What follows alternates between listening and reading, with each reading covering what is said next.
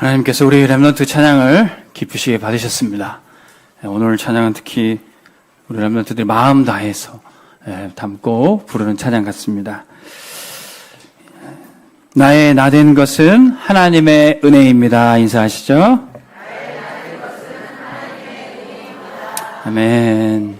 모든 것이 하나님의 은혜입니다. 우리가 구원받은 것도, 우리가 이 땅을 살아가는 것도 다 하나님의 은혜예요. 복음을 듣고 교회에 왔음에도 예수님 믿어도 안 되네. 아직까지 이 하나님의 은혜를 온전히 은혜로 받는 이 구원의 축복 못 누리는 경우도 있습니다. 그렇지, 내가 예수 믿고 구원받았지.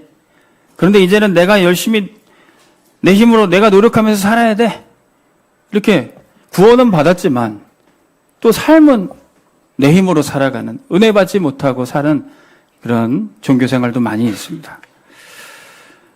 우리가 구원받은 것도 하나님의 은혜고, 우리를 전도자로 살게 하시고, 또 교회의 직분과 사명 맡겨주시고, 주님께 쓰임받는 것도 은혜인 줄 믿으시기 바랍니다. 100% 모든 것이 하나님의 은혜예요. 고린도전서 15장 10절에 내가 나된 것은 하나님의 은혜로 된 것이니 내게 주신 그의 은혜가 헛되지 아니하여 내가 모든 사도보다 더 많이 수고하였으나 내가 한 것이 아니요 오직 나와 함께 하신 하나님의 은혜로라 그랬어요. 사람의 노력이 전혀 필요치 않고 우리의 실력과 능력 상관없습니다.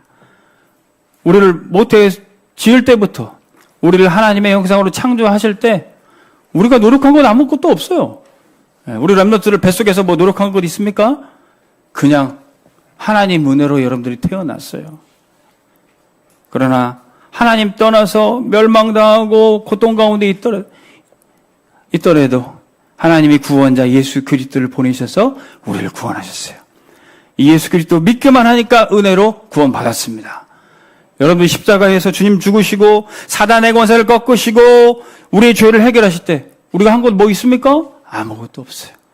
여러분들이 믿으시고 은혜만 받으시길 바랍니다. 우리는 100% 은혜만 받으면 돼요. 오늘 빌레몬서 말씀 벌써 또 마지막입니다. 이제 옥중서신도 오늘이 마지막입니다. 이 빌레몬서는 미리 말씀드렸듯이 사도 바울이 골로새 교회 중직자 빌레몬을 축복하면서 그 가정도 축복하고 기도하면서 쓴 편지예요. 그리고 한 영혼 살릴 것을 부탁하면서 오네시모, 전에는 무너졌던 자지만 제자로 세워졌던 이 사람을 부탁합니다.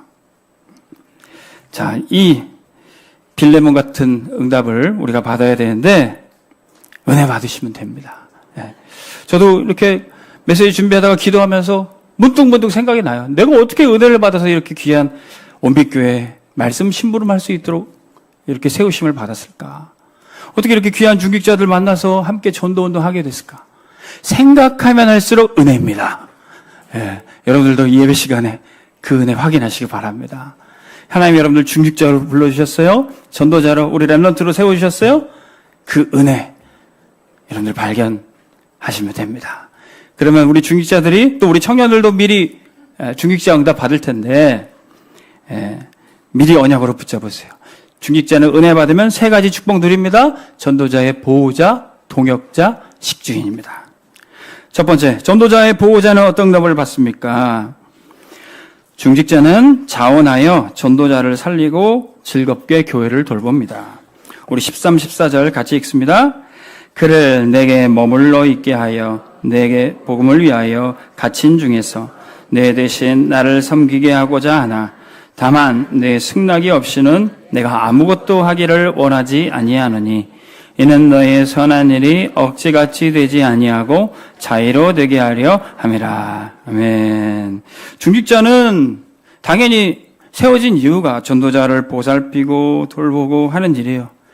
바울이 말합니다. 빌레몬 중직자에게 당신이 지금 내 곁에 없으니 내 대신 당신 대신 이 오네시모가 이제 제자를 세워서 나를 돌볼 것이다. 그러면서 부탁하는 거예요. 그러면서 당신의 승낙이 없이는 당신이 억지로 하지 않고 자의로 할 수 있도록 내가 부탁한다. 이렇게 얘기해요. 전도자와 중직자 관계는 어떤 관계라고 그랬습니까? 사랑하는 관계라 그랬어요. 하나님의 말씀이 서로 소통이 되고 기도 제목이 나누어지고 함께 전도운동에 쓰임받으니 이것은 세상의 어떤 관계보다도 깊고 비밀스럽고 아름다운 관계입니다. 사랑하는 관계는 결국 어떤 관계로 될까요? 서로 보호하고 지켜주는 관계가 됩니다.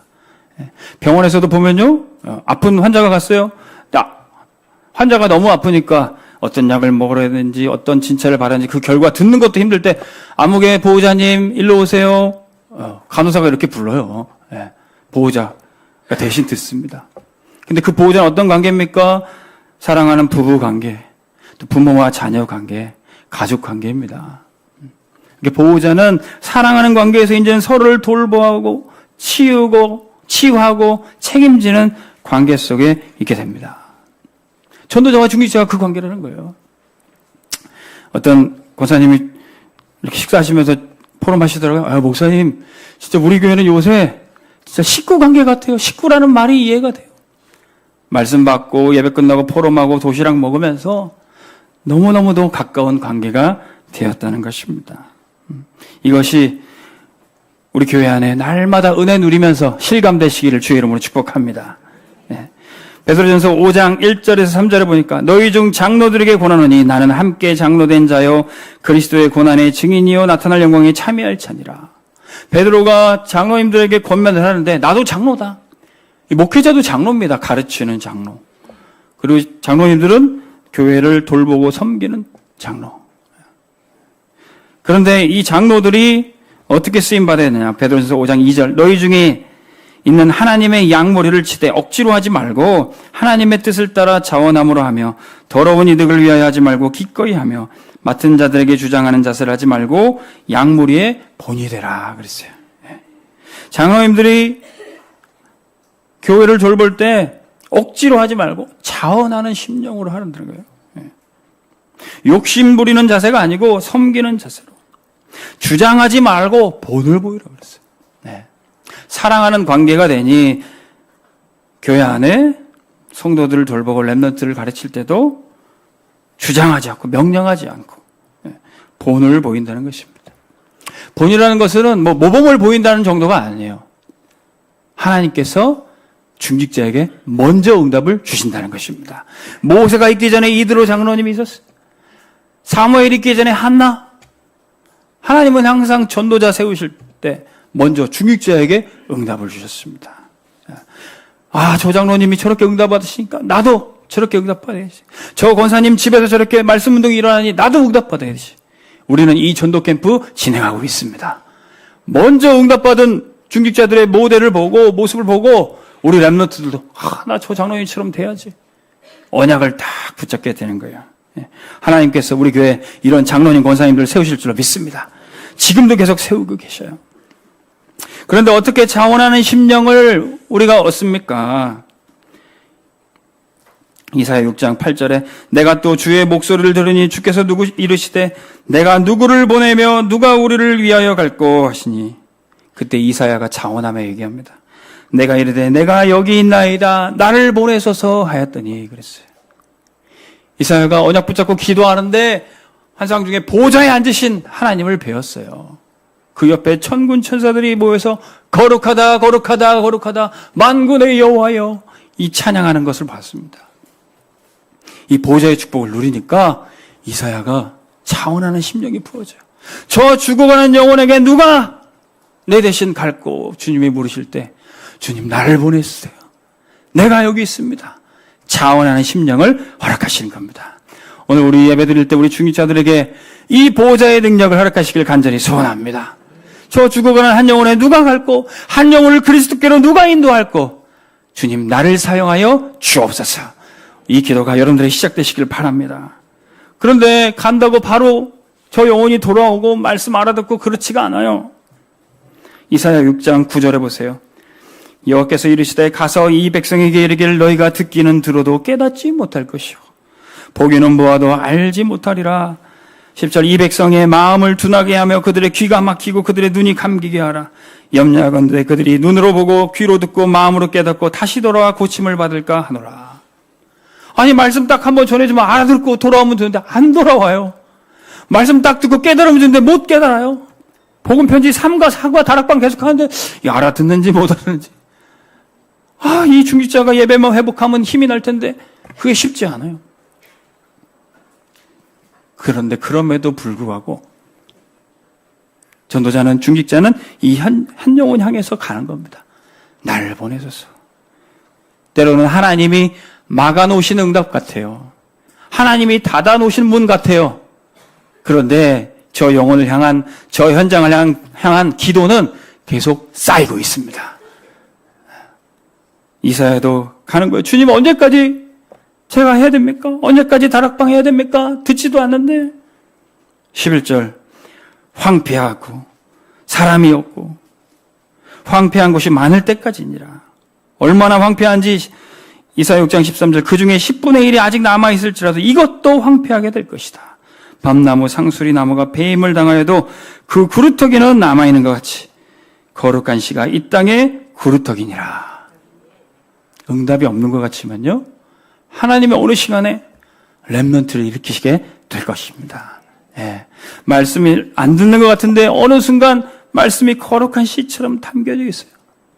그러면 생명이 싹트고 나무로 자라고 숲을 이루게 돼 있습니다. 중직자는 이 응답을 미리 보고 응답이 있든 없든 살리는 전도 운동을 하는 것입니다. 단순히 목사님을 지키고 전도자를 보호하고 그 정도가 아니라 생명을 보호하는 것이 중직자의 사명인 줄 여러분들 믿으시기 바랍니다. 그래서 여러분들 이번 새생명 축제 때 여러분들이 보호하는 가족들, 여러분들의 보호자가 되는 가족들 잘 초청하시기 바랍니다. 아까 우리 청년이랑 프로 말하는데 그냥 청년은 자기 아빠한테 마음 편하게 해주려고 이런 얘기했대. 아빠 다른 교회 다녀도 좋아. 그냥 예수만 잘 믿어. 이렇게 얘기했대요. 그런데 그 아빠가 나는 네 교회 절대 안 가! 그렇게 얘기해요. 거기에 포인트였어요, 거기에. 저도 딱 그 얘기를 들으니까 이게 진짜 중요한 포인트다. 아빠는 어떤 마음이었을까요? 아빠는 꼭 나랑 같이 교회 다녀야 돼. 아빠는 꼭 나랑 같이 믿음 생활해야 돼. 아빠는 그 말을 듣고 싶었을 텐데 이 딸은 쿨하게 아빠 아무 데나 가!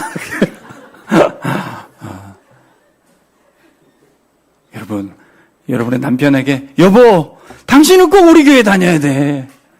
난 당신 없이는 예배드려도 은혜가 안 돼. 이렇게 얘기하시기 바랍니다. 쿨하게 얘기하지 마시고요. 쿨한 척 하지 마시고. 난 당신 없으면 안 돼. 나는 아빠 없으면 안 돼. 아빠 꼭 여기 와야 돼.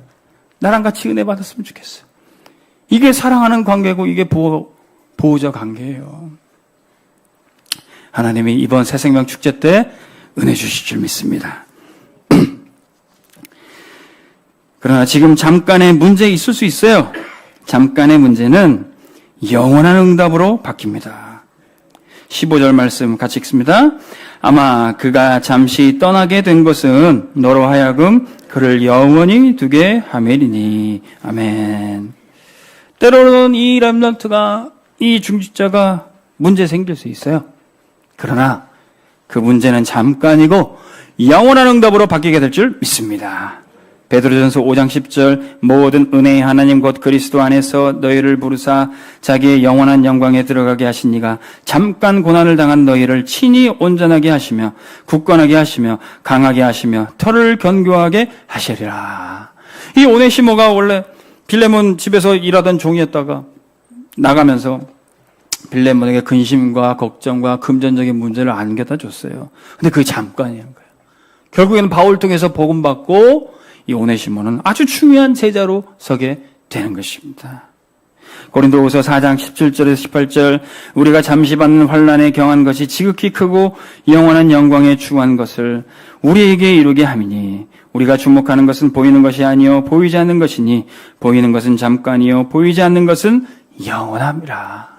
지금 보이는 문제 잠깐 지나갑니다. 그런데 하나님은 보이지 않게 이 현장에 이 렘넌트의 이 중직자를 향한 어마어마한 계획을 차근차근 준비하시고 역사하고 있어요. 잠깐 방황하는 우리 렘넌트 있을 수 있습니다. 잠깐 흐름 놓친 중직자에 있을 수 있어요. 근데 중요한 언약 확인되면 그것이 발판이 돼서 더 귀하게 쓰임받아요. 저는 그래도 잠깐 군사역하면서 제가 데리고 있던 군종병들 중에 신학생도 많고 또 지금 목회자, 선교사로 간 친구들도 많아요. 근데 늘 기억나는 군종병 친구 하나 있는데 이름도 경배예요. 목사님 아들이라서 지 동생 이름은 찬양이고 경배. 해병대 이제 군생활을 하러 왔는데 똑똑해요. 백석대학교 신학과 학생회장도 하고 찬양인도도 잘하고 축구도 잘하고 악기도 잘하고 얼굴도 잘생기고 괜찮은 친구예요. 근데 똑똑한 애도 이 군대 오면 약간 바보가 될 수 있어요. 너무 잘난 척하니까 또 선임들이 막 때리고 구타도 하고 이 친구한테 정신 문제가 와버렸어요. 예. 하도 맞아가지고 부대에서 생활할 수 없어서 교회에 데리고 있게 됐습니다. 원래 정식 군종병 티오는 아닌데 관심사병으로 데리고 있었어요. 예. 그래서 교회에서 조금 이제 회복이 되고 건강한 줄 알았는데 한번 봉고차 타고 부대 돌아다니면서 이제 전도하러 다니는데 이 친구 어떤 부대 앞에 딱 가니까 덜덜덜 떨어요. 알고 봤더니 자기 부대였어요. 저도 까맣게 잊고 있었는데 자기 부대 앞에 가니까 그 맞았던 트라우마가 와서 막 경련을 일으키더라고 몸에. 괜찮아진 줄 알았는데 아직 너한테 이런 문제가 있었구나. 그러다가 이제 한 번씩 얘기해요. 목사님 저 화장실 가는 길에 뭐 시커먼 게 저한테 보이고 막 그래요. 그런 얘기를 하더라고요. 그러다가 그래 예수 이름으로 쫓아내고 꺾고 승리해. 뭐 그러고 넘어갔는데 어느 날 밤중에 진짜 군종병 우리 형제가 저한테 전화 왔어요. 목사님 큰일 났습니다. 경배가 완전히 뒤집어졌어요. 막 교회를 막 다 뒤집고 그 지 군종병 선임을 얼굴을 때리고 흑암이 완전히 뒤덮여가지고 완전히 착했던 애인데 완전히 눈 뒤집어졌더라고요. 저도 딱 보니까 저도 때릴 심산이에요. 근데 예수 이름으로 선포했는데도 잘 말을 안 듣더라고. 그래서 야 속지 마. 마귀에게 속지 마.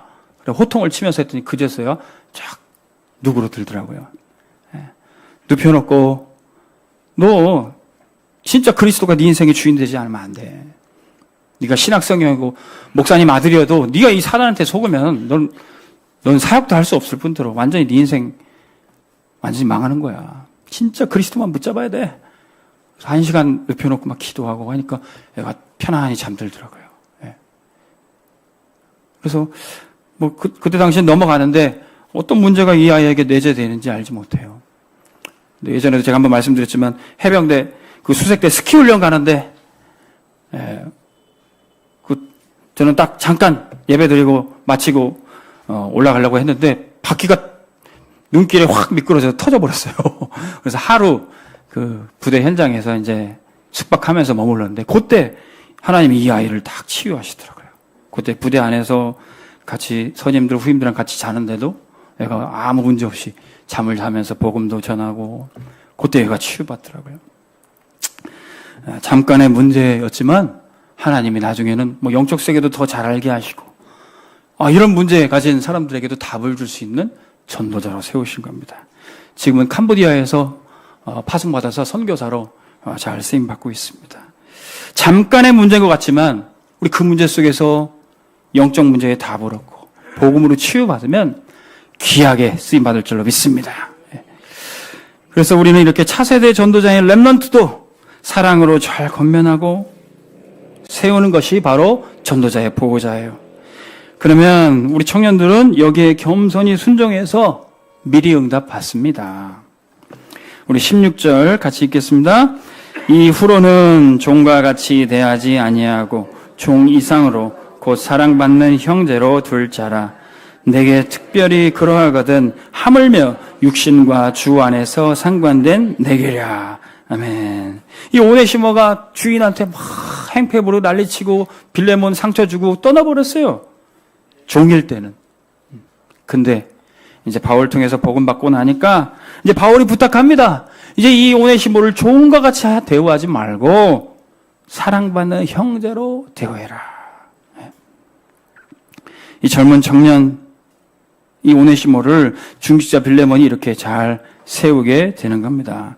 베드로전서 5장 5절에서 6절에 보니까 젊은 자들아 이와 같이 장로들에게 순종하고 다 서로 겸손으로 허리를 동이라.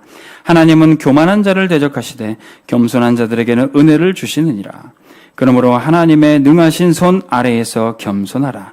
때가 되면 너희를 높이시리라. 우리 청년들도 앞으로 중직자 응답 받을 텐데 지금은 여러분들 지도해 주시는 장로님들, 우리 권사님들, 여러분들의 부모님에게 완전 겸손히 순종하셔야 돼요. 그래야 여러분들의 때가 됐을 때 진짜 여러분들의 시간표에 제대로 응답받을 수 있습니다. 우리 장로님들은 우리 청년들을 진짜 건면하고 잘 세워야 될 사명이 있어요. 우리 청년 예배에서 계속해서 우리 장로님들이 인생 여정, 복음 받을 때 주셨던 은혜, 전도 응답, 산업의 응답 그 포럼하고 계십니다. 그 응답을 잘 듣고 우리 청년들도 내가 저 때가 되면, 내가 저 장로가 됐을 때, 내가 저 중직자가 됐을 때 나는 어떤 응답을 받을까? 포럼 듣고 미리 응답 받는 거예요. 어른들이 항상 올바르고 항상 응답 받을 수는 없습니다. 때로 어른들도 실수할 수 있고, 저 목사님 왜 저러지? 저 장로님 저게 아쉽다. 그럴 수 있어요. 그런데 그럼에도 불구하고 그것을 다 받고 순종하면요, 나중에 다 응답이 돼요. 저도 어릴 때 전도사 사역 시작하면서, 저 목사님 저건 아닌데. 저 장로님 저게 좀 부족하시다. 그렇게 느끼고 생각했던 것이 나중에는 다 저한테 응답이 오더라고요. 그래서 우리 중직자분들은 청년들을 잘 세워주시고 청년들은 완전 순종하시기를 주의 이름으로 축복합니다. 사도행전 20장에 보니까 말씀 흐름을 놓쳤던 이 청년 한 사람이 있었어요. 사도행전 20장 9절에 보니까 유도고라 하는 청년이 창에 걸터 앉아있다가 깊이 졸더니 바울이 강론하기를 더 오래 하며 졸음을 이기지 못하여 3층에 떨어지거늘 일으켜 보니 죽었는지라. 말씀을 듣다가 졸다가 뚝 떨어져가지고 죽어버렸어요. 한 청년이. 저도 점점 큰일 난 게 말씀이 점점 길어서 죄송한데, 집사람 빨리 말씀 너무 길게 하지 말라고 막 저한테 야단인데, 바울도요, 그날따라 예배 때 메시지가 길어졌나 봐요. 아무리 은혜되는 메시지도 길어지면 이제 졸리죠. 졸려가지고 이 청년이 꾸벅꾸벅 졸다가 나중에 떨어져 버렸어요. 말씀 흐름 놓치면 죽습니다. 우리 청년들. 꼭 기억하셔야 돼요. 말씀 흐름 놓치면 안 돼요. 그런데 이 떨어져서 죽은 청년을 보고 더 큰 문제는 문제보다 그 옆에서 말하는 사람들이 더 큰 사건을 일으킵니다. 저 랩런트가 왜 저렇게 죽었대? 저 청년이 왜 저렇게 무너졌대? 이렇게 한마디씩 하는 게 여기저기서 웅성웅성 되는 거예요. 그때 바울이 뭐라 그럽니까? 사도행전 20장 10절에 바울이 내려가서 그 위에 엎드려 그 몸을 안고 말하되 떠들지 말라. 생명이 그에게 있다 하고. 여러분, 우리 랩런트 안에 그리스도의 생명이 있으면 됩니다. 어떤 문제 사건이 와도 그리스도의 생명이 있으면 절대 무너지지 않아요. 저 랩런트가 저 청년이 왜 저랬냐, 왜 그러냐, 그런 말 할 필요가 없어요.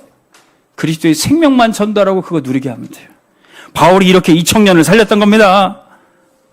그랬더니 이 청년이 아무 일 없는 듯이 다시 일어나서 11절에 올라가 떡을 떼어 먹고 오랫동안 곧 날이 새기까지 이야기하고 떠나니라. 이제는 밤늦게 설교가 아니라 밤 새도록 말씀 받고 포럼해도 지치지 않아요. 청년들이 이 힘을 얻어야 되는 것입니다. 어제 우리 청년 예배 끝나고서도 식사 자리 가서 우리 장로님들랑 우리 청년들 고기 구워 먹으면서 포럼 늦게까지 했다 그러더라고요. 그러면 돼요. 그러면 12절 보세요. 사도행전 20장 12절. 사람들이 살아난 청년을 데리고 가서 적지 않게 위로를 받았더라. 청년 한 사람이 살아나면 온 교회가 살아난 줄 믿으시기 바랍니다. 저 랩런트가 살아나면 교회가 다 힘을 얻게 돼 있어요. 말씀 흐름을 못하던 이 청년도 살리지만 안 건드려도 잘하는 청년들이 있어요. 사도행전 18장에 아볼로라는 젊은 사역자도 있었습니다. 그러나 이 잘하는 사람은 데려다가 더 팀 사역하면요, 더 귀하게 쓰임 받을 수 있어요. 사도행전 18장 26절에 그가 회당에서 담대히 말하기 시작하거늘 브리스길라와 아굴라가 듣고 데려다가 하나님의 도를 더 정확하게 풀어 이루더라. 그래서 우리가 새신자 다락방도 필요하지만 사역자 다락방, 미션홈, 지교회, 전문교회 반드시 필요합니다. 그래서 여러분들 자라난 청년들은 더 많이 세워주고 힘이 되어주시고 기도 배경이 되어주시기를 바랍니다. 그래서 여러분들이 이렇게 렘넌트 키우는 전도자가 할 일을 함께 같이 하면 전도자의 동역자가 됩니다. 중직자는 죽게 하듯 전도자와 성도들을 잘 섬깁니다. 17절 같이 보겠습니다. 그러므로 네가 나를 동역자로 알진대 그를 영접하기를 내게 하듯 하고. 전도자를 섬기듯이 렘넌트도 모든 성도들도 잘 돌봅니다. 중직자는. 마가복음 10장 45절에 예수님도요 이 땅에 당신이 섬기러 오셨다고 말씀하셨어요. 인자가 온 것은 섬김을 받으려 하며 아니요 도리어 섬기려 하고 자기 목숨을 많은 사람의 대속물로 주려 함이라. 만왕의 왕이신 그분도 이 땅에 섬김을 보여주셨어요. 골로새서 3장 23절에 바울은 어떤 섬김을 말합니까? 무슨 일을 하든지 마음을 다하여 죽게 하듯 하고 사람에게 하듯 하지 말라. 아멘. 우리가 주님을 섬기도 모든 사람에게 대한다면 문제 생길 것 하나도 없어요. 이 렘넌트도 저 권사님에게도 저 장로님에게도 주를 섬기듯 한다면 우리는 주님께서 하시는 놀라운 역사를 보게 될 겁니다. 어떻게 그렇게 주님 섬기듯 섬길 수 있습니까? 은혜 받으셔야 돼요. 많은 은혜를 받은 자가 주님을 많이 사랑합니다. 우리 18절 19절 같이 읽습니다. 그가 만일 내게 불의를 하였거나 내게 빚진 것이 있으면 그것을 내 앞으로 계산하라. 나 바울이 친필로 쓰노니 내가 갚으려니와 네가 이 위에 내 자신이 내게 빚진 것은 내가 말하지 아니하노라. 아멘. 바울은 그냥 무작정 오네시모를 부탁한다 그게 아니라 오네시모가 빚진 것 있으면 내 앞으로 해라. 내가 다 갚겠다. 내가 다 담당하겠다. 이렇게 얘기해요. 여러분 우리가 구원받은 은혜가 무엇입니까? 우리가 해결할 수 없는 이 죄의 빚, 이 문제 그리스도가 다 담당하셔서 해결하신 것입니다. 이게 구원의 은혜예요. 이 구원의 은혜를 받고 또 저 전도 대상자의 저 제자의 문제도 내가 담당할 수 있어요. 누가복음 7장에 보면은 예수님이 시몬이라는 사람의 집에 가서 말씀을 전하시고 있는데 한 여인이 조용히 들어와서 예수님의 발 앞에 엎드려 눈물을 흘리고 그 발을 닦고 향유옥합을 깨뜨려서 예수님께 부었습니다. 근데 이 여인은 죄 많은 여자였어요. 그 여자를 잘 아는 시몬은 마음속에 저 부정한 여인 왜 예수님께 저렇게 행동하지? 그런 마음을 예수님이 읽으시고 오늘 이 비유를 말씀하십니다. 누가복음 7장 41절에 이르시되 빚주는 사람에게 빚진 자가 둘이 있어 하나는 500데나리온을 졌고 하나는 50데나리온을 졌는데 갚을 것이 없으므로 둘 다 탕감하여 주었으니 둘 중에 누가 그를 더 사랑하겠느냐. 빚을 졌는데 누가 더 그 빚을 해결받고 누가 더 그 해결해준 주인을 사랑하겠느냐. 더 많이 탕감받고 용서받은 그 사람이 더 사랑할 것이다. 누가복음 7장 47절에 예수님이 이렇게 말씀하세요. 이러므로 내가 내게 말하노니 그의 많은 죄가 사하여졌도다. 이는 그의 사랑함이 많음이라. 시험을 받는 일이 적은 사함을 받은 일이 적은 자는 적게 사랑하느니라. 우리의 삶에 만 가지 문제가 있습니다. 그러나 한 가지 답, 그리스도로 우리가 구원받았어요. 근데 구원받고 나서 보니 왜 이렇게 나한테 이런 문제가 많지? 만 가지나. 그렇게 느낄 수 있지만 주님의 은혜를 받고 보니 이 만 가지 문제가 나중에는 주님을 사랑하는 만 가지 이유가 되는 거예요. 우리 한 가지 답 그리스도를 알아도 이 그리스도를 찬양하고 높여야 될 만 가지 이유가 우리의 찬양의 제목이 되는 것입니다. 여러분들의 여러 가지 문제 있습니까?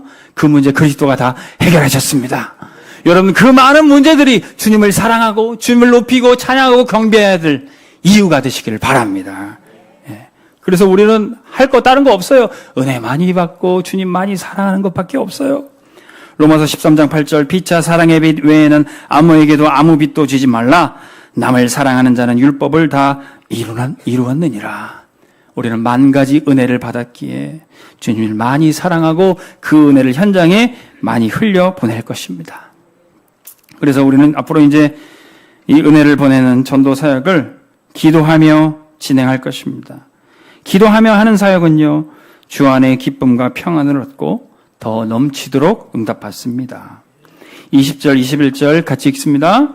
오 형제여, 나로 주 안에서 너로 말미암아 기쁨을 얻게 하고 내 마음이 그리스도 안에서 평안하게 하라. 나는 네가 순종할 것을 확신함으로 내게 썼노니 네가 내가 말한 것보다 더 행할 줄 아노라. 아멘. 바울은요, 기도하면서 이 빌레몬과 그 가정을 축복하고 기도하면서 이 편지를 썼어요. 그리고 이제 나중에 확신이 듭니다. 내가 이 빌레몬에게 이 오네시모 제자를 부탁했으니 이제 순종할 것이요. 그리고 더 내가 부탁한 것보다 더 아름답게 헌신할 것을 믿었던 거예요. 기도하며 이 중지자에게 부탁했으니 더 귀한 응답으로 채우실 것을 확신했습니다. 요한복음 16장 24절 지금까지는 너희가 내 이름으로 아무것도 구하지 아니하였으나 구하라. 그리하면 받으리니 너희 기쁨이 충만하리라. 지금까지는 기도 안 했어요. 그러니 이 응답을 못 받았어요.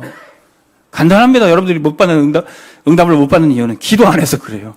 우리 렘넌트들 기도하고 공부하시기 바랍니다. 기도하고 전도하시기 바랍니다. 기도하고 산업하시기 바랍니다. 그러면 충만한 응답을 보게 될 겁니다. 기도하고 이 제자 키우는 전도 사역을 부탁했더니 바울은 이 기쁨이 확실히 있을 것을 믿는 것입니다. 마가복음 11장 24절 주님도 기도하며 받을 응답을 말씀하셨어요. 내가 너에게 말하노니 무엇이든지 기도하고 구하는 것은 받은 줄로 믿으라. 그랬어요. 예, 기도했으면 받는 것입니다. 우리가 생각한 정도, 기도한 정도가 아니라 에베소서 3장 20절 21절 우리 가운데서 역사하시는 능력대로 우리가 구하거나 생각하는 모든 것에 더 넘치도록 능히 하실 이에게 영광을 돌립니다. 우리 기도한 것보다 더 풍성히. 나중에 이 오네시모 제자는 어떻게 됩니까? 이 오네시모 그냥 한 영혼을 그리스도께로 복음 줘서 살리는 정도가 아니라 나중에는 이 오네시모가 에베소 교회의 목회자 사역자가 됩니다. 디모데 이후에 이 오네시모가 또 뒤를 이어서 에베소 교회를 다니면서 사역을 합니다. 그냥 무너진 영혼인 줄 알았는데 이 영혼을 살려버리니까 놀라운 역사가 나타나게 되는 거예요. 한국판 이 빌레몬 오네시모라는 그런 일화가 있죠. 우리 전북 김제의 금산교회라는 교회가 있습니다. 거기에 그 교회는 조덕삼 장로님이란 분이 큰 대궐 같은 집을 가지고 있고 양반집 부잣집이었는데 그 집에다가 루이스 테이트라는 선교사님 모시고 거기서 말씀 운동을 했어요. 그 집 주인이 예배 드리니까 그 집에 있는 모든 노비들, 하인들 다 예수 믿고 거기서 교회가 세워졌습니다. 근데 그 중에 마부 일을 하던 이자익이라는 하인이 있었는데 나중에는 그 교회가 점점 부흥해서 이제 장로, 중직자를 선출해야 될 시간표가 됐었어요. 그래서 몇몇 사람들 선교사님이 추천을 했고 교인들이 투표를 했는데 이 조덕삼 양반집은 떨어지고 그 마부 하인 이자익 씨는 이제 딱 장로가 선출이 된 거예요. 교회 분위기가 웅성웅성 됩니다. 이 장로님이 집을 열어서 돈 내서 세워진 교회인데 그때 그런 분위기를 알고 우리 조덕삼 양반이 딱 나와서 얘기합니다. 하나님의 뜻으로 세워진 우리 이자익 장로님을 저는 잘 도와서 이제 교회를 잘 섬기고 이끌겠습니다. 그러자 거기 참여한 모든 성도님들이 깜짝 놀랐어요. 자기가 데리고 있는 노비를 이제 장로님으로 모셔야 되는 거예요. 교회는 아무 문제 없이 평안하게 전도 선교를 진행했습니다. 나중에 또 80해 뒤에 또 장로를 선출했을 때 그때 우리 조덕삼 그 양반 댁이 이제 장로님으로 선출됐어요. 나중에 놀라운 역사가 또 벌어집니다. 이 이자익 장로님은 덕망이 높고 투표도 그렇게 잘 받아서 장로가 먼저 된 것처럼 아주 좋은 사역을 많이 했어요. 이자약 장로님, 이제 장로님은 목사님이 되시면 좋겠습니다. 조덕성 장로님이 부탁을 한 거예요. 내가 돈을 다 댈 테니 저 평양에 가서 신학교 좀 나오십시오. 그 말씀에 순종을 해서 이자약 장로님은 평양신학교를 잘 마치고 돌아와서 나중에 전북 김제 금산교회 담임 목사가 되셨다는 거예요. 한국판 빌레몬과 오네시모의 역사예요. 한 영혼을 귀하게 살리고 대접을 했더니 나중에는 교회 살리고 후대를 다 살리는 전도자가 되는 겁니다. 우리 온빛교회는 이런 렘넌트, 이런 세계복음화에 쓰임받는 사역자 키우는 교회 되기를 간절히 소원합니다. 그러기 위해서 우리 중직자들 응답 많이 받으셔야 됩니다. 전도자의 식주인 되셔야 돼요. 중직자는 전도자의 모든 쓸 것을 준비할 때 빛의 경제를 누립니다. 22절 같이 봅니다. 오직 너는 나를 위하여 숙소를 마련하라. 너희 기도로 내가 너희에게 나아갈 수 있기를 바라노라. 아멘. 예, 바울이 이제까지 빌레몬에게 했던 말투랑 완전히 달라졌어요. 이 오네시모를 잘 부탁합니다. 이 오네시모에게 빚진 건 나한테 다 달아놓으십시오. 이렇게 말하던 바울이 나중에는 싹 바뀌어가지고 이제 내가 곧 여러분들에게 가기를 원합니다. 내 숙소를 좀 마련해 놓으세요. 아주 강권적으로 건면하는 겁니다. 왜 그렇습니까? 전도자는요, 이 중직자가 받을 축복에 대해서 미리 보고 있어요. 이 중직자가 존재하는 이유가 뭡니까? 전도자 살리고 전도운동이 막힘 없도록 자기의 모든 것을 들여 헌신하는 것이 마땅합니다. 이 말투를 보니까 사도 바울도요, 기도하면서 확신이 생겼어요. 아, 하나님이 이제 이 옥중에서 나를 풀어주시겠구나. 석방을 확신하고 있었습니다. 그러니 이제 내가 여러분들이 기도했고 여러분들의 기도에 보란듯이 응답하실 것을 내가 확신하노니 내가 몸을 거쳐 숙소를 준비해 주십시오. 이렇게 얘기하는 거예요. 할렐루야. 옥중서신 마지막에 가니까 이런 얘기가 나옵니다. 하나님이 전도자를 이제 자유케 하셔서 마음껏 전도 운동할 수 있도록 이끄실 때 식주인 된 중직자들이 이것을 준비하는 것입니다. 마땅히 전도자를 이렇게 대접할 때 중직자는 축복받게 돼 있어요. 마태복음 10장 41절 42절 선지자의 이름으로 선지자를 영접하는 자는 선지자의 상을 받을 것이요 의인의 이름으로 의인을 영접하는 자 제자의 이름으로 대접하는 자는 냉수한 거리라서도 결탄코 상을 잃지 아니하리라. 예. 작은 것이라도 전도자를 대접하고 교회 위에 헌신할 수 있습니다.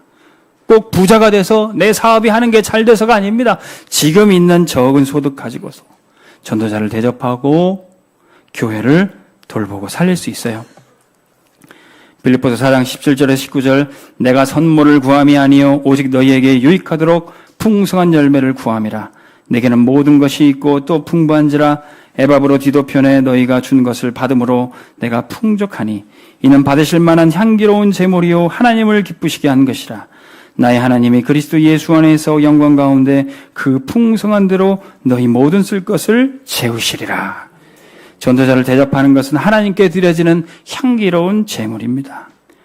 그리고 전도자는 그 예물을 위해서 축복할 수 있고 그 중직자를 위해서 축복할 수 있어요. 그 권세가 있어요. 바울이 말합니다. 내가 선물 받기 좋아해서 그런 게 아니다. 내가 뭐가 부족해서 그런 게 아니다. 그런데 여러분들의 손길이 하나님께 드려진 예물이고 여러분들은 그걸 통해서 응답받을 거다. 이렇게 축복하는 겁니다. 요한복음 12장에 보면은 예수님을 향해 적극적인 헌신을 하고 대접했던 또 이 여인은 다른 여인입니다. 마리아가 향유옥합을 깨트려 예수님께 대접했어요.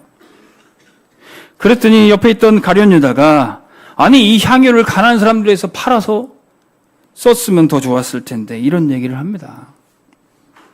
그러나 요한복음 12장 6절에 보면 이렇게 말하면 가난한 자들을 생각함이 아니요 그는 도둑이라 돈괴를 맞고 거기 넣는 것을 훔쳐 가미르라 그랬어요. 여러분 교회 안에도 흑암 경제가 있을 수 있습니다.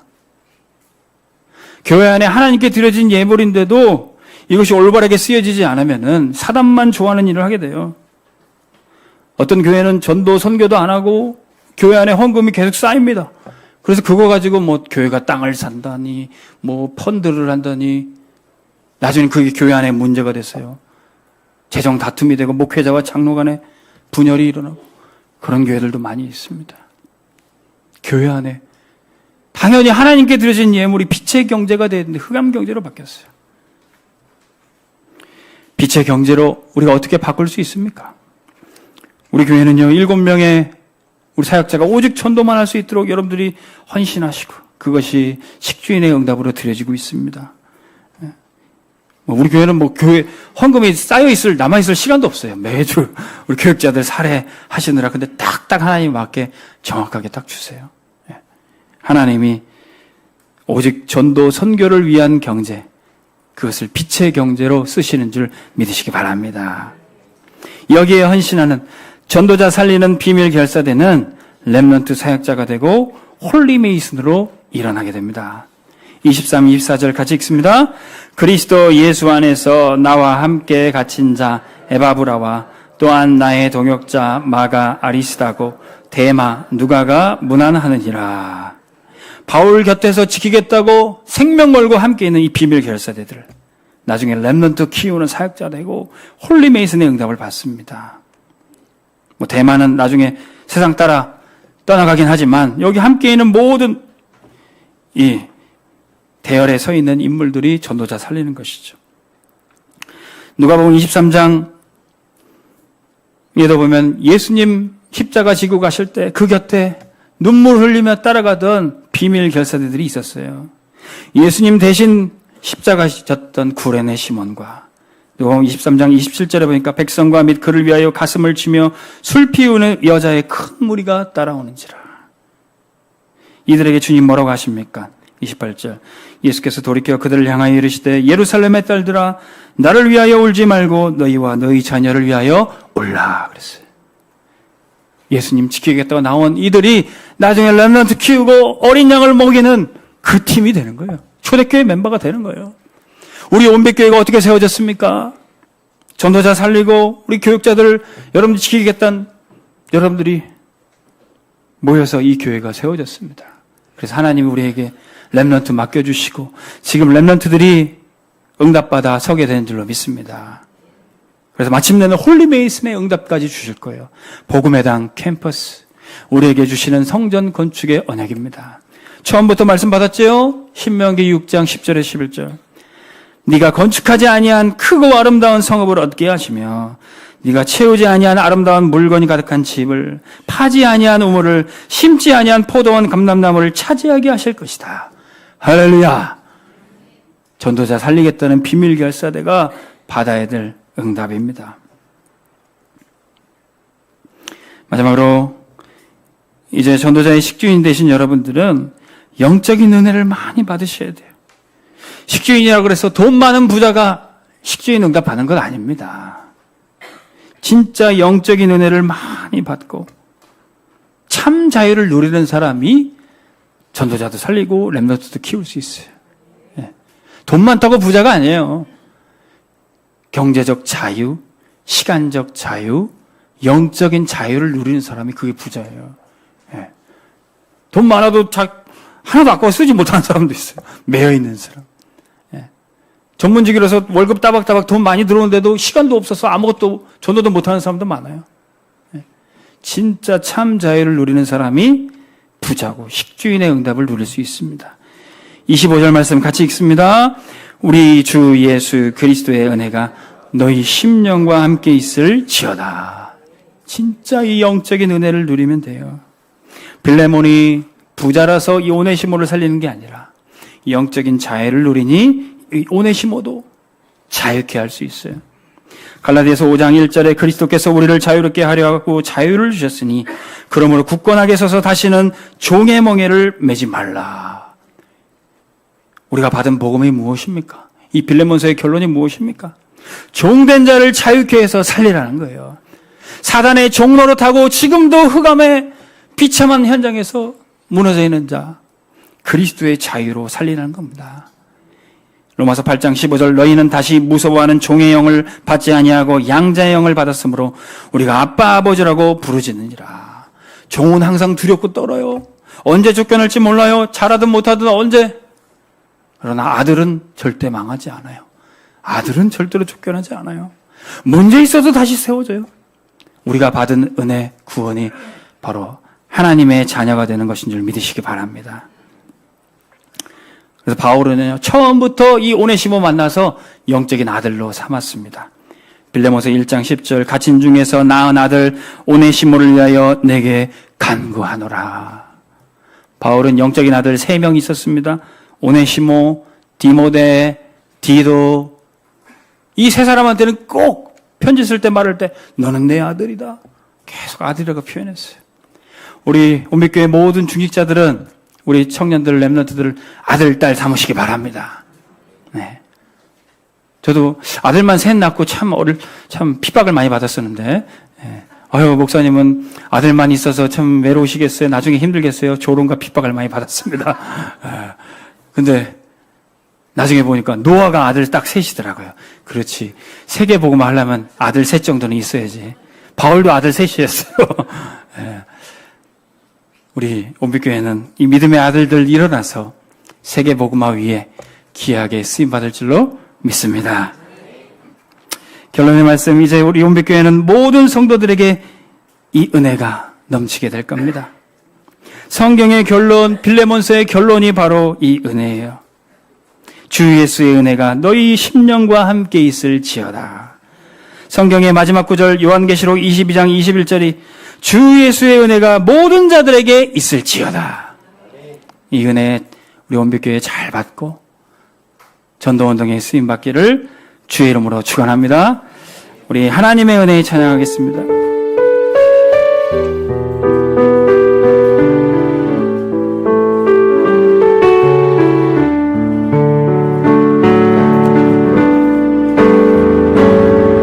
나를 지으신 이가 하나님,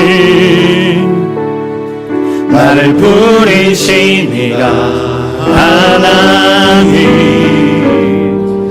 나를 보내신 이도 하나님, 나의 나 된 것은 다 하나님 은혜라. 나의 달려갈 길 다가도록 나의 마지막 골 다하도록 나로 그 십자가 품게 하시니 나의 나 된 것은 다 하나님의 은혜라. 한량없는 은혜, 한량없는 은혜, 갚을 길 없는 은혜, 내 삶을 애워싸는 하나님의 은혜.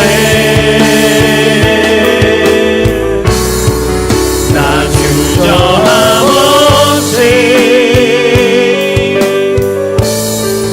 그 땅을 밟은 도 나를 붙드시는 하나님의 한 번 더 찬양하겠습니다.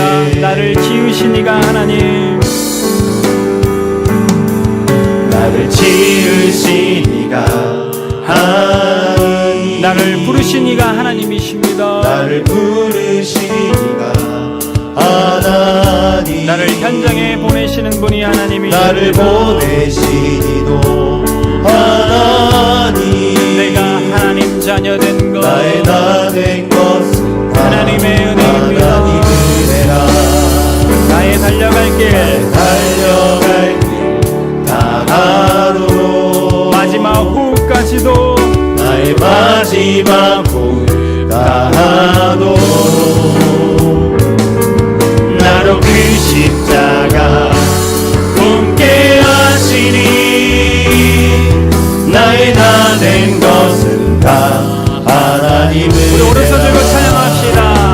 한량없는 은혜, 한량없는 은혜, 갚을 길 없는 은혜,